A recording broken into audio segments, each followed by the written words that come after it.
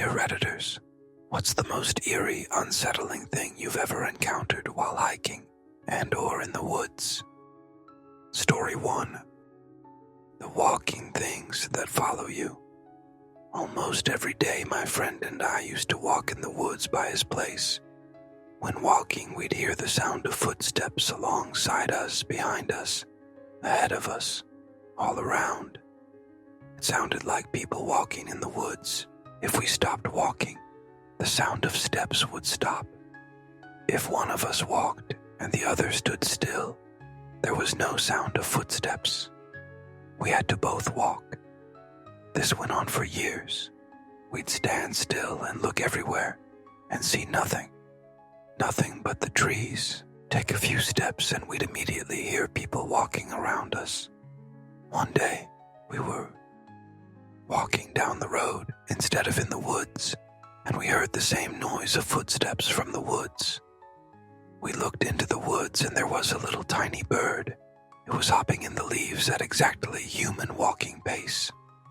2 years of worry for a 4-inch tall hopping bird. They didn't live in my woods, but they were all over his woods.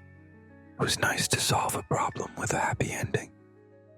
Answer: hey, I've got a story a lot like this. Haha. My best friend and I went down these decommissioned train tracks in the middle of town.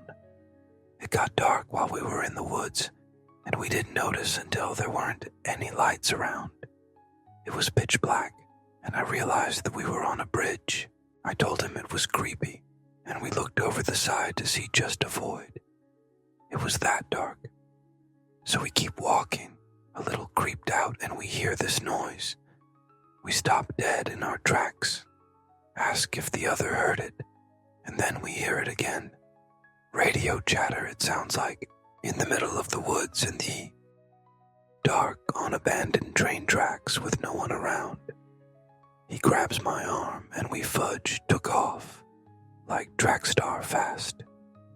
We went back the next morning to investigate in the light. It was a bird. Some weird fudge bird call scared us straight out of the woods. Story 2. More of a recurring experience. Hearing sounds near my tent, in the middle of the night, in the middle of nowhere. My experience and knowledge of the area might tell me that it's an animal, but my ears might be 100 convinced that it's the footsteps of another man walking up to my tent. It's like having a bad trip on substances. Takes some mental gymnastics to get through. Definitely my least favorite part about solo hiking. Answer: I was on a solo canoe trip in the BWCA. I freaked myself out on a windy night hearing things. You'll hear mice running around and shoot, but sometimes they sound like a bigger animal. Woke up and found 3 arrows in a row, gouged out of the ground, pointing to the lake. I packed and noped the fudge out as soon as I had shoot ready to go. Didn't even eat breakfast. Canoed through 3 portages, saw a few people on the way. A total of 14 or so miles that day. Set up camp 8 and went to bed early due to being exhausted from paddling. Woke to 3 arrows pointing at the fudge lake again, right outside my tent. Luckily, it was my last day because I was freaked out, truly terrified. GTFO and met the outfitter to get a planned boat ride out of the wilderness. I won't do another solo trip. I've been back, but with a group. Nothing weird has happened since. It feels fake in retrospect, but it happened and I was terrified. Story 3. Grew up living in rural Arkansas. I lived right on the edge of town at one point, and a buddy's house was a few miles away. Quickest way to get there was walk along the train tracks. So him walking to his house one night, and it's dark. Like dark. Wasn't a moon out, and there's nothing on either side for a good while but dense woods. It's not unusual to hear things running around, and for the most part, they're harmless. But when it's pitch black in middle of the night, you don't think harmless. Him crunching along on the gravel, when I hear something crashing through the woods off to my left. I stop, walking to listen, and it stops after a second. I start walking along again, and something starts rushing through the brush, and I hear it crunch through the gravel right in front of me and stop what sounds like a few feet away. I froze, and I'm just trying to see anything when I hear a loud snort, and it crunches off and into the woods again. An hour later, while I'm sitting in a house with lights on everywhere, I thought about how I wish it was daylight so I could see how close the deer came to me. At the time it happened, all I could think was, this is it. This is how I die. Some horrible monster is about to drag me into the woods and eat me. Answer. Speaking of Arkansas, a guy I used to fish with liked to fish at night on the lake during the hottest months. He had a spot on the shore with a tent so he could nap a few hours. He woke up to some noise and looked out of the tent, and there was a black bear rummaging around. It got up on the deck of his 20 champion bass boat too. Then the bear went about his life and left them alone. I saw a picture of a muddy bear paw print on the carpet. Story 4. Few years back, wife and I were taking a night walk. We were bored, she had a knife, and I'm more awake at night like a fudge gremlin.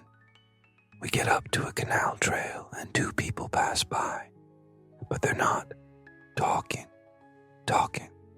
more like an attempt at sounding like they're having a conversation with random fudge words. Like, nothing they said made sense, and they seemed coordinated enough that I couldn't just chalk it up to substances. So, naturally, since I grew up by the woods, not these particular ones, however, I shush my wife, we stay where we are, and they pass us, not even glancing at us or acknowledging us. Same pace, always talking, mismatch of words. It was terrifying, to my wife and I at least. Story 5. Belanglo State Forest south of Sydney is notorious for being the site of the backpacker takedown, where 6 bodies were found in the early 90s. A few years back, I was part of a large 1,000 people scout camp in the forest. It's a nice spot, but it still feels odd. Everyone knows the history of the place. Even the kids are joking about killers in the woods. X200B, about 9 p.m. There's a queue for the toilets, so I duck into the woods to relieve myself.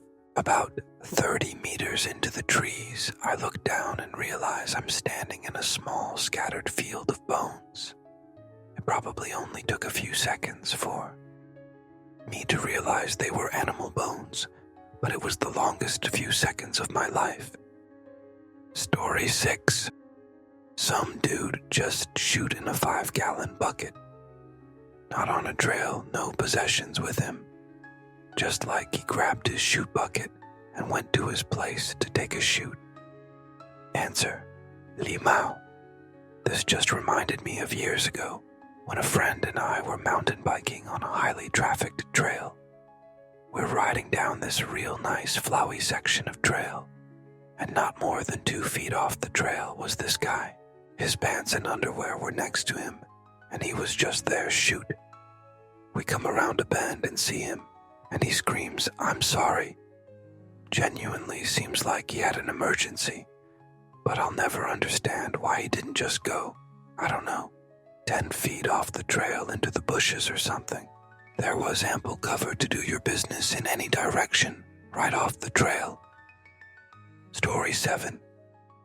I fixing fences with my dad on our farm in the Midwest. Walking through the woods in the middle of the day, we noticed a great horned owl on a branch directly above us, like 12 feet away. We slowly kept working and keeping an eye on it. It followed us for like 30 minutes. It always stayed on limbs directly above where we were. After we fixed the fence, we started walking back to our truck. In a tree directly in our path was a baby owl about the size of a football. In that moment, the adult came to land next to the chick and seemed to snuggle up to it as if to say, "Don't come any closer." We backed away and walked a different route out of the woods. One of the craziest but coolest experiences I've ever had. Story 8. Found the tent of someone who had passed away a month ago from a flood at the bottom of the hiking trail. Story 9. Was in the desert, camping, and took a hike as it was getting dark. Got quite a ways out and turned on my UV light to see if I could find any scorpions.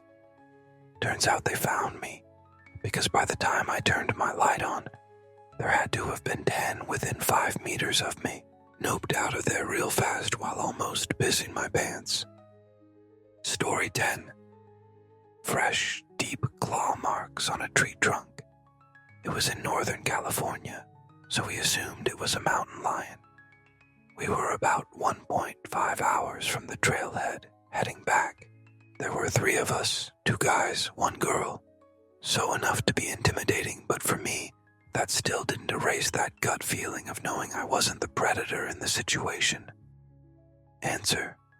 One of my father's buddies has some hunting property out in middle of nowhere, Texas. He was out there alone hunting wild hogs. About 2 a.m., no moon. He was throwing corn around to bait the pigs. Wanders over to the tree line and throws a handful of corn into the brush and hears a low growl of a mountain lion. His rifle is at the hunting blind, 100 yards away. He said he dropped all the corn, threw his arms up and out to look larger, and backed away until he was at the blind, and hid inside it until morning. Story 11. My brother, a friend of ours, and I were hiking in the woods, quite deep in and about an hour from any roads, and even more so from any buildings. Came across a house that looked like a tornado had hit it. Beams and drywall everywhere. Even found a toaster. No roads or trails to this house, but it looked like newer construction.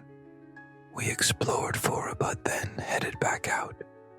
Seemed pretty straightforwards to backtrack to it later on to explore some more, but we have not been able to find it again. We have searched quite seriously for it too, covering quite some area in the area we thought it was. The odd thing was that it was just the house that had the damage. None of the trees, bushes, or dirt had any sign of damage.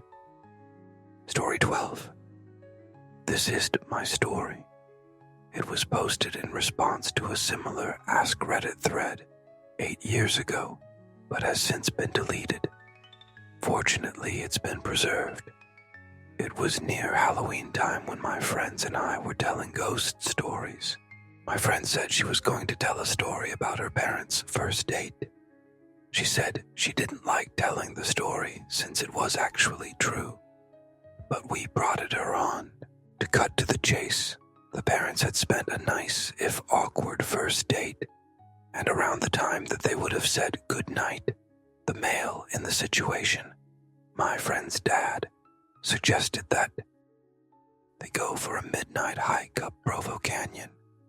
He apparently knew the place since he had done a fair amount of rock climbing in the area.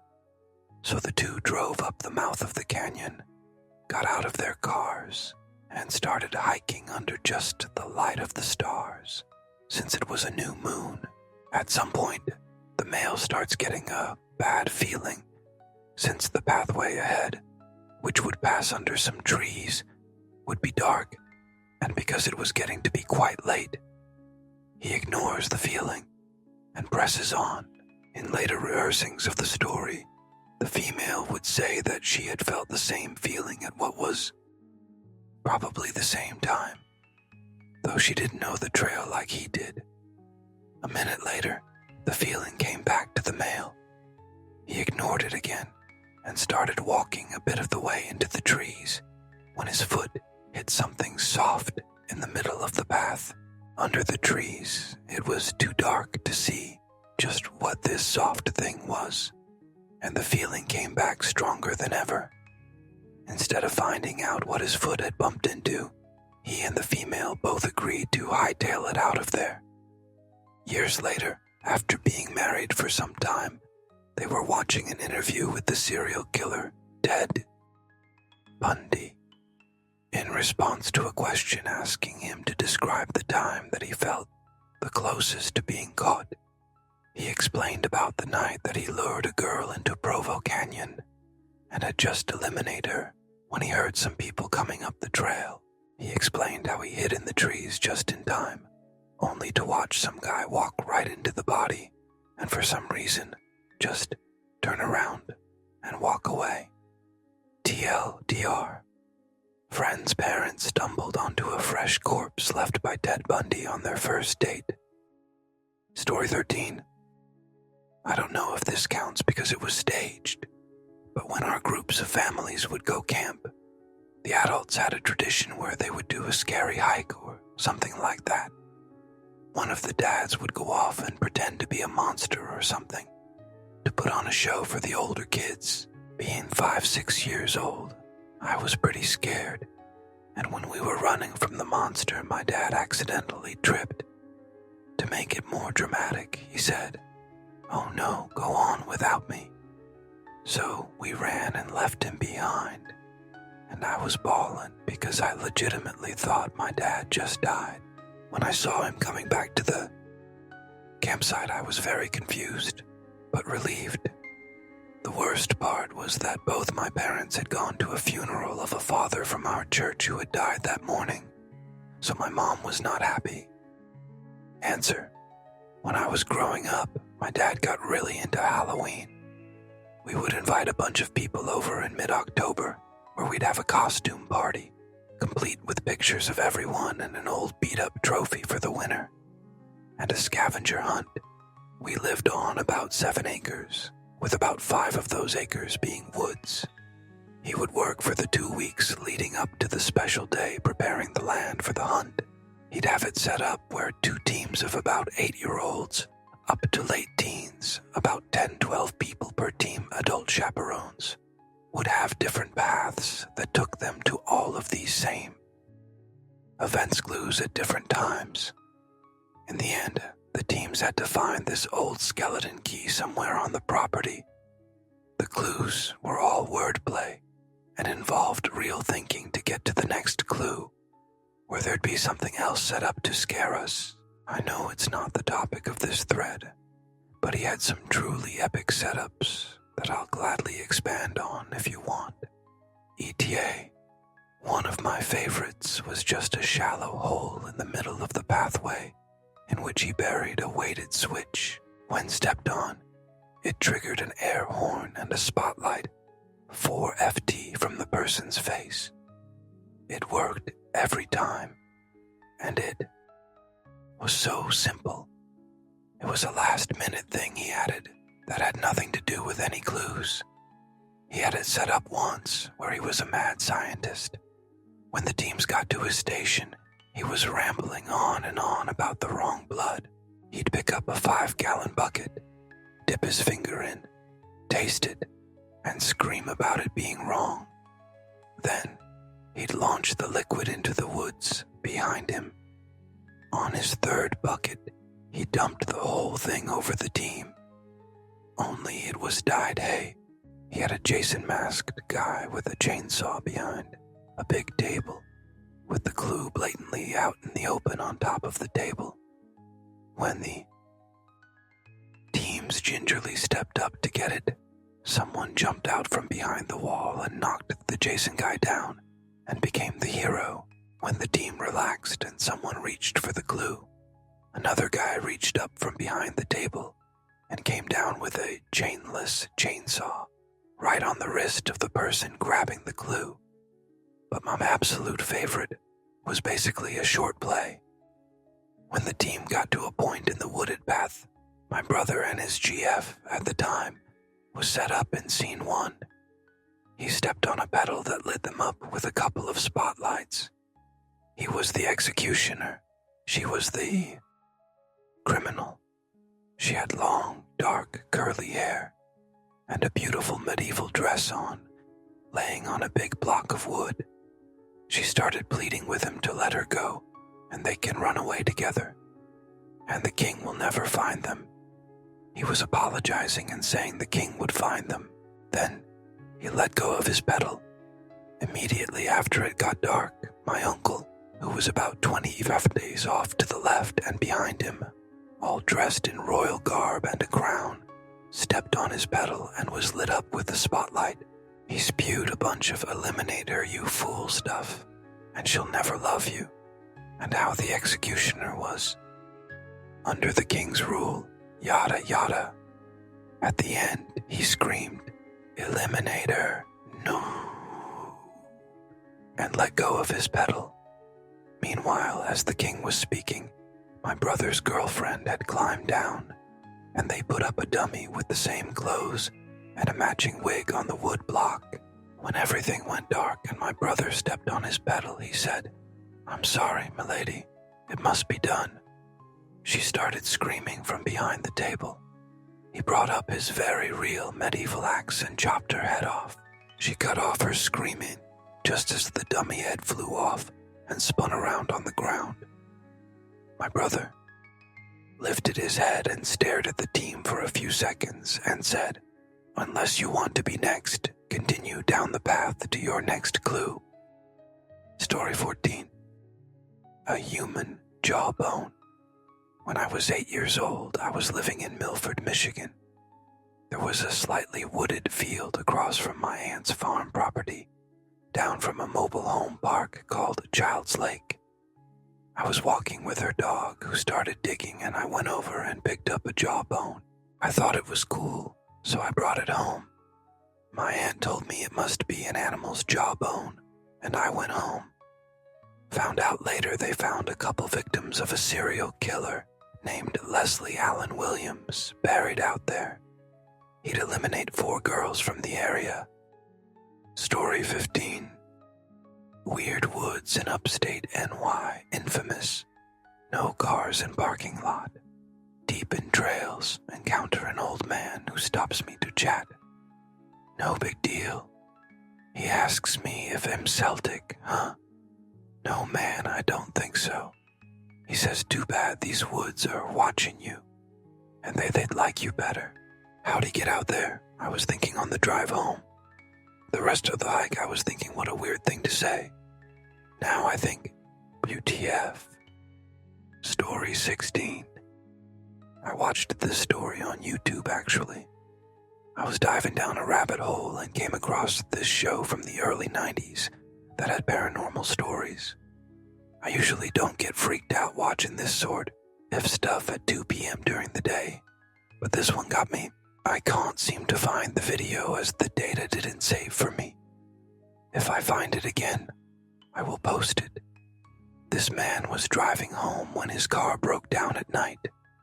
He went to a local diner to ask where he could get help and was told to walk a mile or so down the road.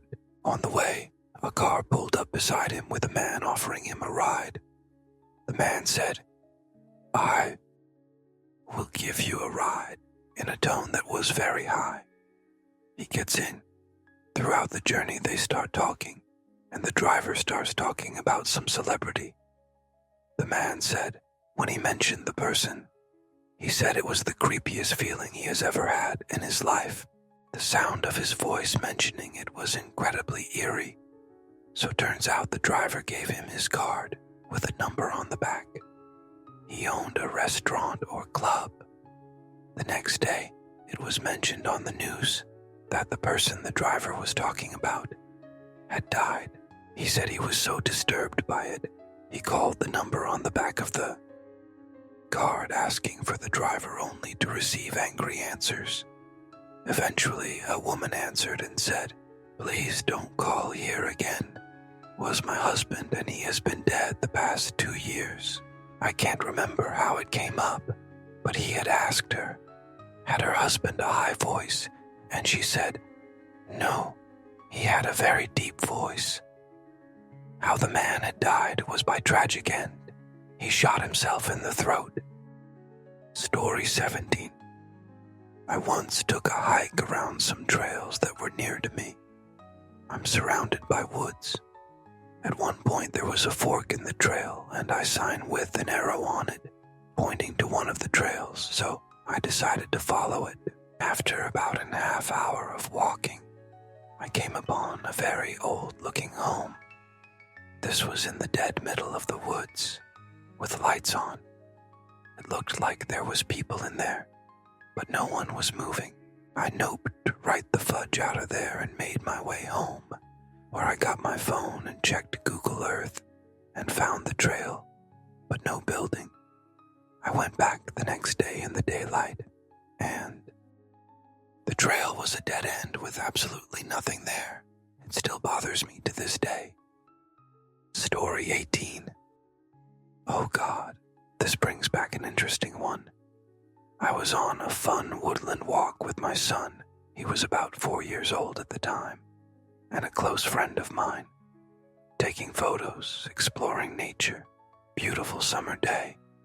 In the middle of the woods, my son found a small pile of old photographs, Polaroid style. It was a collection of them, a mix of family, friends, travel, etc. But nearly all had the same man present in them. A few were labeled Seattle, 1981. We found these photos in 2016. The photos seem to have been hidden in the dirt and covered up in a way. I really hope it was for an art project or film or something, but I still can't shake the immediate dread that washed over me, as if something had happened. Ended the walk early and got ice cream instead, LOL. Story 19. My little brother and I were tossing a baseball around near dusk at the bottom of our property, 30 wooded mountain acres, way in the middle of nowhere. It had gotten dark enough that we were just about to call it quits when we heard the single most horrifying scream we've ever heard, before or since, from the trees just beyond the edge of the clearing. Imagine a woman screaming in mortal agony, writhing in the most wretched torment imaginable. Every tortured scream from horror movies, war movies, anything you've ever heard. Nothing compared to this. Even now, decades removed from hearing it. The hair on my arms and neck stands up just thinking of it, and it's made even worse by the realization of what it actually was. A mountain lion. Full-grown female mountain lions scream loudly when they're in heat, and it sounds like a human woman being torn to pieces by the devil himself. To hear that, 2 kids alone in the dark in the middle of nowhere, was